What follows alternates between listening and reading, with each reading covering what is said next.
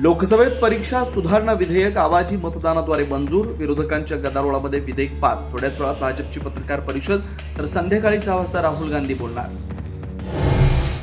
विद्यार्थ्यांवर palette gun मारायचे आदेश गृहमंत्र्यांचेच. राहुल गांधींचा लोकसभेत आरोप, तर पॅलेट गन मारायचे आदेश मंत्री देत नाही. जितेंद्र सिंहांचं स्पष्टीकरण.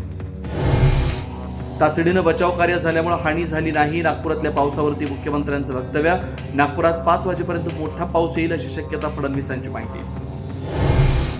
29 ऑगस्टला अखेरच पण निर्णायक आंदोलन करणार. मनोज जरांगेंचा एल्गार. राज्यात 58 लाख नोंदी सापडल्यात, पण सरकार प्रमाणपत्र देत नसल्याचा जरांगेंचा दावा. शेतकऱ्यांनी काळजी करू नये, कर्जमाफी होणार. 17 लाख शेतकऱ्यांची यादी जाहीर केली आहे. 5 लाख शेतकऱ्यांची यादी अपडेट झाली आहे. सहकार मंत्री बाबासाहेब पाटील यांची माहिती. गाड्यांची मागणी. पालिकेच्या विरोधी पक्षनेत्या किशोरी पेडणेकरांची महागड्या गाड्या खरेदीवरती महापौर तावडेंचं स्पष्टीकरण. पेडणेकरांना बंगला चालतो, गाडी नाही, तावडेंचा तुला. सांगलीत गोकुळ नगरमध्ये महिलेचा संशयास्पद मृत्यू. विश्रामबाग पोलिसांकडून तपासाला वेग. एसआरएफ पथकाच्या मदतीनं मृतदेह खाली उतरवला. शवविच्छेदन अहवालानंतर कारण स्पष्ट होणार.